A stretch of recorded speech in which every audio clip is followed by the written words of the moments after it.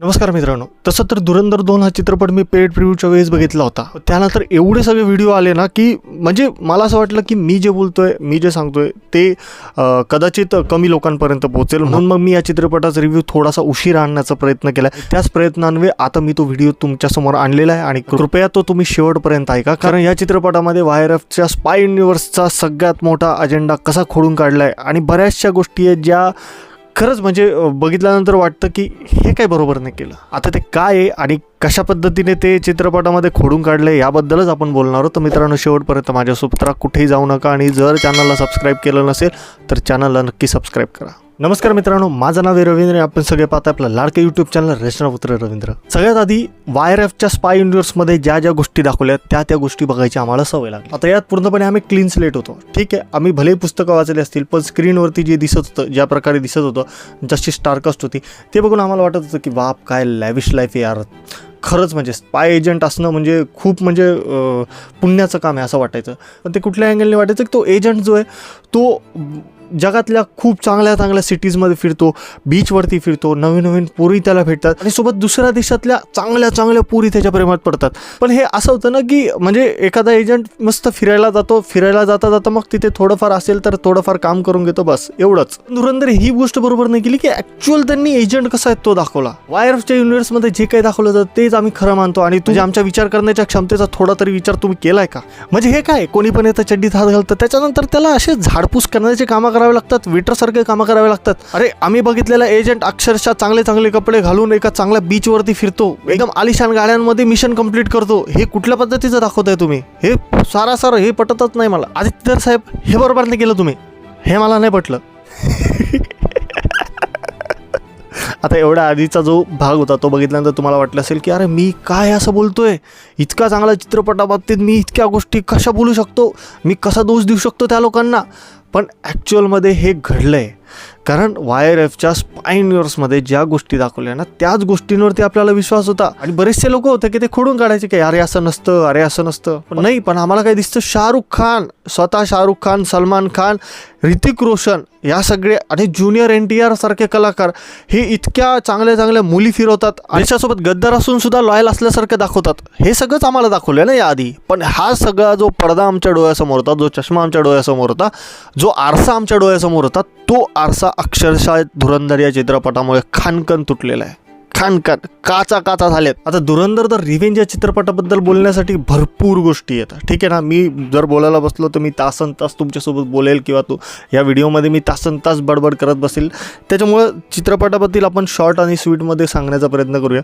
आता चित्रपट हा कुठे पीक करत असेल तर त्याच्या डिटेलमध्ये, त्याच्या रिसर्चमध्ये आणि मेन म्हणजे काय की त्याच्या परफॉर्मन्समध्ये. या 3 गोष्टींमध्ये चित्रपट अशा प्रकारे पीक करतो ना की म्हणजे चित्रपटाचा पहिले 15 मिनटं हे या चित्रपटाचं USP आहे. हे 15 मिनिटच तुम्हाला पूर्ण चित्रपटभर हुक करून ठेवतात, एका ठिकाणी बसवून ठेवतात. तुमची उत्कंठता जी आहे ना ती शिगेला पोहोचवतात की तुम्ही 15 मिनिटात जर आम्हाला हे दाखवलं तर पुढे तुम्ही काय दाखवणार आहे. आणि चित्रपट या गोष्टीमध्ये कुठेच लॅक करत नाही, कुठेच तुम्हाला बोर करत नाही किंवा 1 सेकंद मोबाईल काढायचा सुद्धा चान्स देत नाही. चित्रपटातली डिटेलिंग आणि रिसर्च हे इतकं ॲप्ट आहे. जो लेअरी उभा केला जातो ना तो पहिल्या याच्यात जसा होता ना एक्झॅक्टली तसाच लेअरी किंवा त्यापेक्षा 10 पटीने जास्त दाखवलेल्या लेअरी आपल्याला यावेळी दिसलाय. आणि कॅरेक्टर मधला जो एविलनेस आहे ना तो पडद्यावरती अशा प्रकारे आलाय ना, म्हणजे चित्रपट बघताना काही सीन असे ना की ते बघितल्यानंतर तुम्ही तुमच्या डोळ्यावरती हात लावाल, तुम्हाला अक्षरशः उलटी आल्यासारखं होईल. इतकं ब्रुटल दाखवलंय आणि जे ब्रुटलनेस जो दाखवलाय ना तो ॲक्च्युअल तसाच पाहिजे होता. कारण पाकिस्तानमध्ये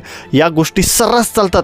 याचे कित्येक पुरावे आहेत, याचे कित्येक व्हिडिओज तुम्हाला यूट्यूबवरती दिसतील. चित्रपटाचा स्क्रीन प्ले खरं तर एवढा ग्रिपी आणि एंगेजिंग आहे ना की तो तुम्हाला 4 तास कधी गेले हे कळू देत नाही.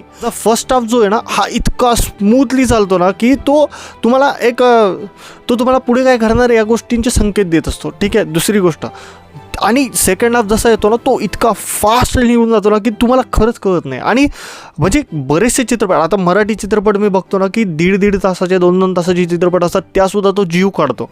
पण हा चित्रपट तुम्हाला कुठेच बोर म्हणजे कुठेच जाणीवसुद्धा होऊ देत नाही की मी चित्रपट हा 4 तासाचा बघतोय. इनफॅक्ट मी बघून आलोय. या चित्रपटाचे संवादसुद्धा तेवढेच पॉवरफुल आहे. आता बऱ्याच सीनमध्ये ना डायलॉग्स खूप कमी दाखवलेत जे लक्षात राहण्यासारखे, म्हणजे पहिल्या पार्टमध्ये जे होते त्या प्रकारे या चित्रपटात तेवढे लक्षात राहण्यासारखे नाही. पण 2-3 संवाद जे आहेत ना ते खरंच तुमच्या मनात घर करून जातात आणि शेवटपर्यंत तुम्हाला लक्षात राहतं. एक तो माणसाबद्दल सांगितलेला की कितीही परिस्थिती वाईट असते तरी माणूस त्याच्या कर्तव्यानं चुकत नाही, हे त्यांनी इतक्या सुंदर पद्धतीने दाखवलं आणि ते डायलॉग रूपी दाखवलं, ह्याचं खूप आनंद आहे. तसंच चित्रपटाच्या सिनेमॅटोग्राफीला खरंच दाद दिली पाहिजे. ज्या प्रकारे अँगल घेतले, ज्या प्रकारे तो सीन उभा केला आणि स्क्रीनवरती ज्या प्रकारे तो आपल्यासमोर आला, ती खरंच कमाल आहे. म्हणजे तो इम्पॅक्ट जो असायला पाहिजे ना स्क्रीनचा, तो तुम्हाला 100% जाणवतो. आणि चित्रपट 2016 जी झाली नोटबंदी, ती का झाली हे इतकं डिटेलमध्ये सांगितलं ना की ते बघितल्यानंतर कोणी म्हणेल की हे खरंच करणं गरजेचं होतं. बारीक बारीक गोष्टींचा विचार करून जी स्क्रिप्ट लिहिली आहे ना, ती चित्रपटामध्ये एवढी कारगर सिद्ध होते ना की तुम्हाला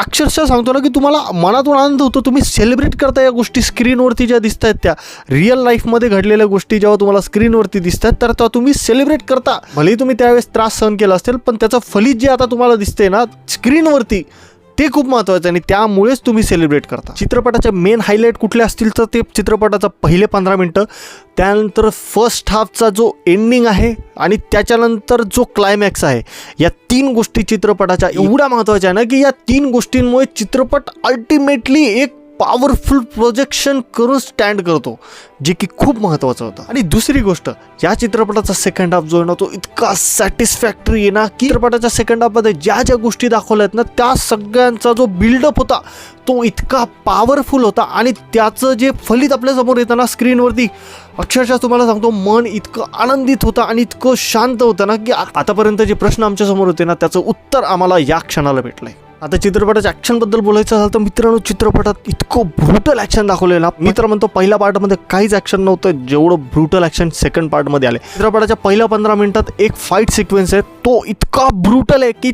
त्या हातोडीने किंवा त्या हातात जी येईल त्याने तो अक्षरशः समोरच्या माणसाचं डोकं फुटताना दाखवलं आहे आणि ते इतकं ब्रुटल आहे. आणि त्यासोबतच चित्रपटामध्ये एक सीन आहे की ज्याच्यामध्ये तो, आता मी कसं सांगू की खालून गोळी मारतो आणि तो वरतून गोळी काढतो, इतका ब्रुटल सीन दाखवला आहे. आणि चित्रपटाला जो ब्रुटलनेस दाखवला आहे ना त्याचं कारण सुद्धा तसंच महत्त्वाचं आहे, त्यामुळे तो जस्टिफाईड होतो, तो उगाचच वाटत नाही. चित्रपटाची जी कास्टिंग आहे ना ती खरंच कमाल आहे. कारण कास्टिंग डायरेक्टर जे आहेत ना या चित्रपटाचे छाबडा साहेब, त्यांनी इतकं फ्लुएंटली काम केलं आहे ना की चित्रपटात दाखवलेलं प्रत्येक कॅरेक्टर हुबेहूब तुमच्यासमोर उभं राहतं. अर्शद पप्पू असू द्या किंवा SP असलम असू द्या आणि सोबतच रहमान डकेत, बरेचसे कॅरेक्टर जे आहेत ना ते हुबेहूब तुमच्यासमोर दिसतात. कुठेच तुम्हाला 19-20 सुद्धा फरक दिसत नाही, हे हुबेहूब तुमच्यासमोर येतात. धुरंधर द रिव्हेंज चित्रपटाचा सगळ्यात महत्त्वाचा पॉईंट मी तुम्हाला सांगणार आहे, तो म्हणजे वायर ऑफ स्पाय युनिव्हर्सचा खोडून काढलेला अजेंडा. वायर ऑफ स्पाय युनिव्हर्सच्या प्रत्येक चित्रपटामध्ये ते दाखवतात की त्यांचा प्रत्येक जो एजंट आहे, जो रोग झालेला आहे, त्याचं कारण म्हणजे त्याला भारत सरकारने न केलेली मदत. आणि या चित्रपटात तीच गोष्ट इतक्या सुरेख पद्धतीने खोडून काढली ना की ज्यावेळी चित्रपटात शेवटाला आपण येतो आणि तिथे एक पॉईंट असा येतो ना की तिथे हमजाचा जीव वाचवणार की घालवणार, या पॉईंटला चित्रपटामध्ये इतकं सुरेख पद्धतीने दाखवलेलं. आता कसं दाखवलं हे मी सांगणार नाही, पण ही खरंच खूप मनाला शांती भेटलेली गोष्ट होती की आपला भारत सरकार आपल्या अधिकाऱ्यांसोबत इतका वाईट व्यवहार करत नाही जेवढा वाईट व्यवहार ते वायर एफच्या स्पाय युनिव्हर्समध्ये दाखवतात.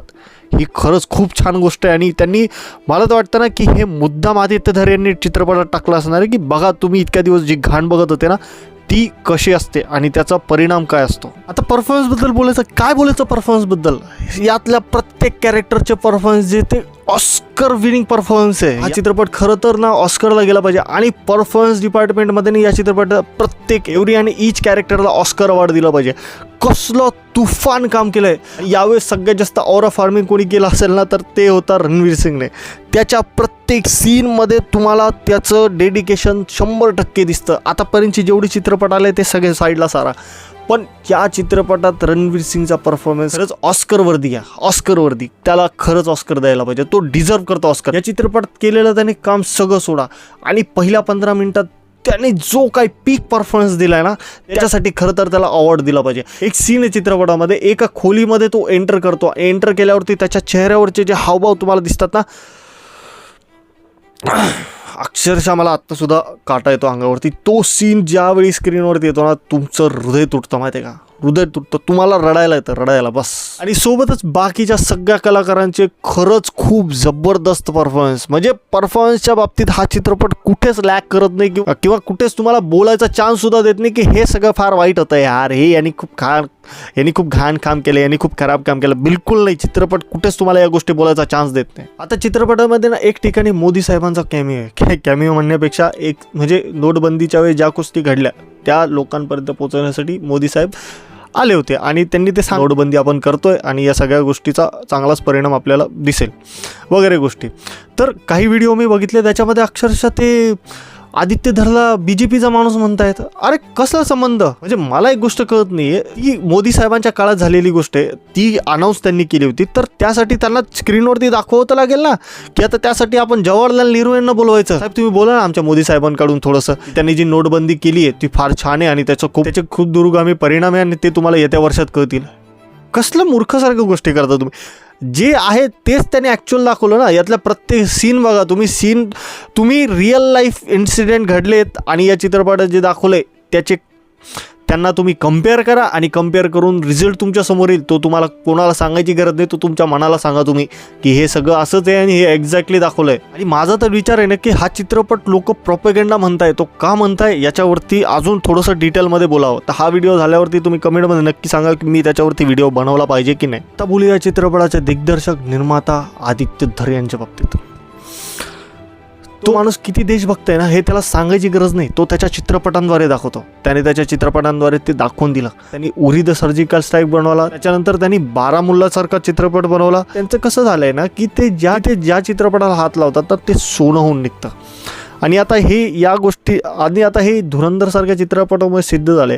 आणि या चित्रपटामध्ये ते इतके ब्रुटल आणि ऑनेस्ट गेलेले आहेत ना, इतके ब्रुटल आणि ऑनेस्ट की एवढं ब्रुटल आणि ऑनेस्ट आतापर्यंत चित्रपटसृष्टीमध्ये कोणीच नव्हतं.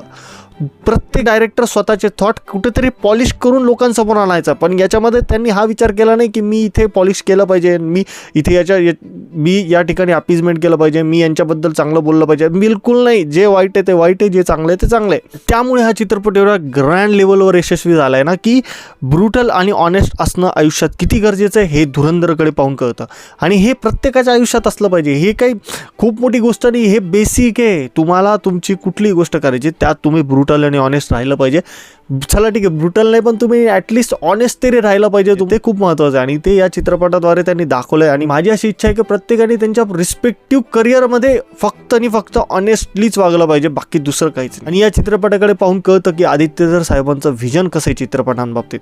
आणि धुरंधरमध्ये ते त्यांनी इतक्या सुरेख आणि सुंदर पद्धतीने दाखवलं ना की त्यांच्यासाठी खरंच हॅट्स ऑफ आहे आणि त्यांच्यासाठी खरंच टाळ्या.